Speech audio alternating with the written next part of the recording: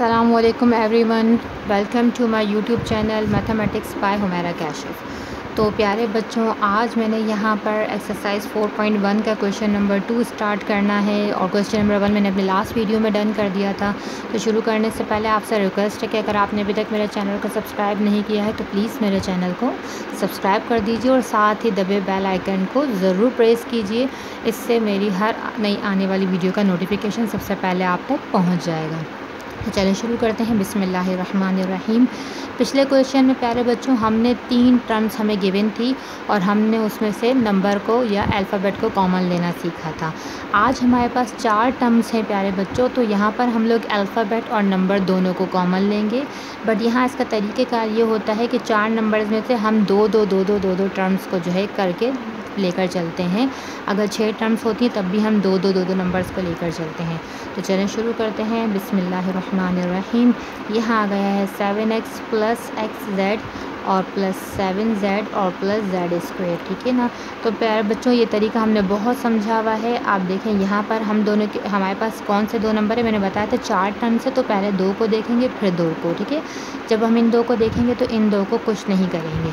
इन दोनों में से x कॉमन आ रहा है, मैंने कॉमन ले लिया। x कॉमन ले लिया तो x नहीं लिखा जाएगा, सिर्फ 7 आएगा। यहाँ से x कॉमन ले लिया तो सिर्फ यहाँ पे z बचेगा। अब आ जाएगा यहाँ पर इन दोनों में से आपने z को कॉमन लेना, बिकॉज यहाँ पे z 2 बार आ रहा है, यहाँ पर 1 बार है। तो पिछले क्वेश्चन में मैंने आपको समझाया था कि जब हम किसी अल्फ़ाबेट की पावर कॉमन लेते हैं तो हम छोटी पावर कॉमन लेते हैं। तो यहाँ पे z की पावर 1 है, वो छोटी है, वो हम कॉमन लेंगे। तो z कॉमन ले लिया, यहाँ बचा 7। यहाँ पे z की 2 पावर थी, 1 मैंने बाहर ले ली, 1 बच गई अंदर। ये दोनों ब्रैकेट सेम होने चाहिए, अगर ये सेम नहीं होंगे तो आपका आंसर गलत हो जाएगा।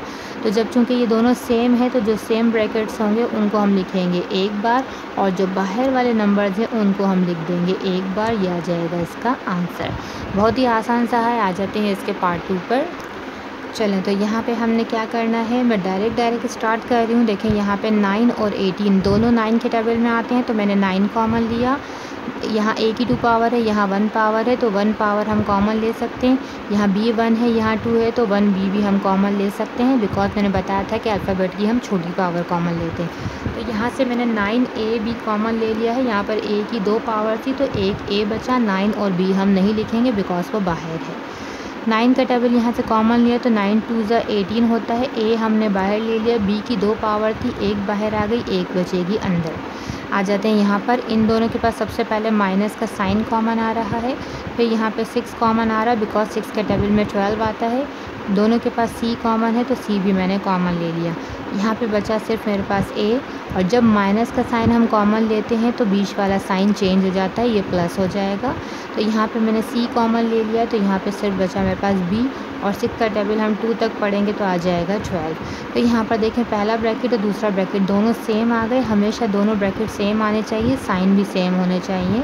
तो ये आ गया a + 2b एक ब्रैकेट और 9ab - 6c, ये आ गया दूसरा ब्रैकेट। आ जाते हैं इसके पार्ट 3 पर। चलें, थर्ड वाले पार्ट में क्या होगा बच्चों, यहाँ से 6 का टेबल है, 6 1 ज़ा 6, 6 2 ज़ा 12, तो सिर्फ 6 कॉमन आ रहा है, बाकी कुछ कॉमन नहीं आ रहा। यहाँ बचा t -6 का टेबल 2 तक पढ़ेंगे तो 12 आएगा और p आ जाएगा एज इट इज़। इन दोनों में से पहला नंबर का साइन प्लस है तो प्लस का साइन कॉमन। 4 दोनों के पास आ रहा है कॉमन, दोनों के पास q भी आ रहा है कॉमन, तो मैंने ले लिया है। यहाँ से 4 और q कट जाएंगे, सिर्फ बचा t। चूँकि मैंने प्लस का साइन कॉमन लिया है तो इस साइन पे कोई फ़र्क नहीं पड़ेगा, ये एज इट इज़ रहेगा माइनस। 4 का टेबल 2 तक पढ़ेंगे तो क्या आ जाएगा, 4 2 ज़ा 8। क्योंकि q मैंने कॉमन ले लिया तो बाकी क्या बचा यहाँ पर p। देखिए पहला ब्रैकेट दूसरा ब्रैकेट सेम आ गए, तो जब पहला ब्रैकेट दूसरा ब्रैकेट सेम आ जाए it's mean you done your work, ठीक है जी।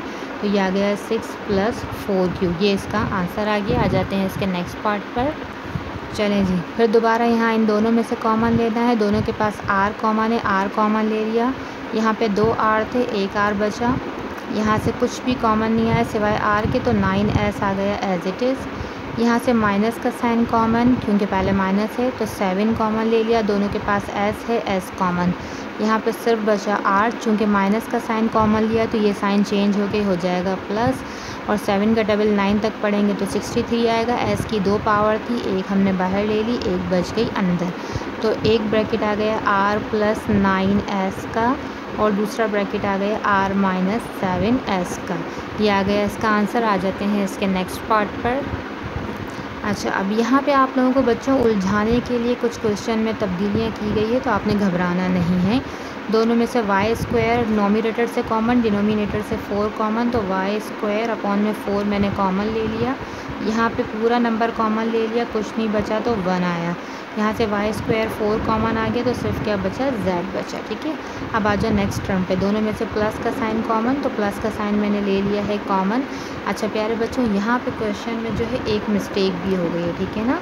वो ये है आपके पास कि यहाँ से आपने माइनस लिखना है, क्योंकि यहाँ पे कुछ क्वेश्चंस में गलतियाँ की हुई हैं ये बुक में। तो यहाँ पे z² t/9 दोनों के पास मौजूद है, तो z² t/9 मैंने दोनों में से कॉमन ले लिया। तो यहाँ पे तो पूरा नंबर कॉमन लेने के बाद बचा 1 आ गया। चूँकि मैंने प्लस का साइन कॉमन लिया, तो प्लस का साइन को चेंज नहीं करता, ये माइनस एज इट इज़ रहेगा। अच्छा, यहाँ z² t/9 तो मैंने कॉमन ले लिया, ये एक z एक्स्ट्रा बचा है। चाहे तो हम इसे z³ भी कर सकते हैं, ये सिर्फ आप लोगों को उलझाने के लिए लिखा हुआ है। तो हमने z² कॉमन ले लिया और सिर्फ यहाँ पे बच गया z। तो देखें, पहला ब्रैकेट दूसरा ब्रैकेट सेम आ गया। तो जब दोनों ब्रैकेट सेम आ गए तो इसका मतलब आपने सही किया है। और दूसरा नंबर क्या है, y² upon 4 minus z² t/9। यहाँ पे मैं डिफरेंस ऑफ स्क्वायर का फार्मूला लगा सकती थी, बट यहाँ t के ऊपर पावर नहीं है, तो इसलिए ये फार्मूला यहाँ लगाना पॉसिबल नहीं होगा। तो प्यारे बच्चों, ये आपका क्वेश्चन नंबर 2 भी हो गया है कंप्लीट एक्सरसाइज 4.1 का। तो मिलते हैं आपसे नेक्स्ट क्वेश्चंस के साथ नेक्स्ट वीडियो में। तब तक के लिए मिसेस काशिफ को दीजिए इजाज़त। But don't forget to subscribe my channel, and if you like my way of teaching, so please like my videos. Thanks for watching. Allah Hafiz.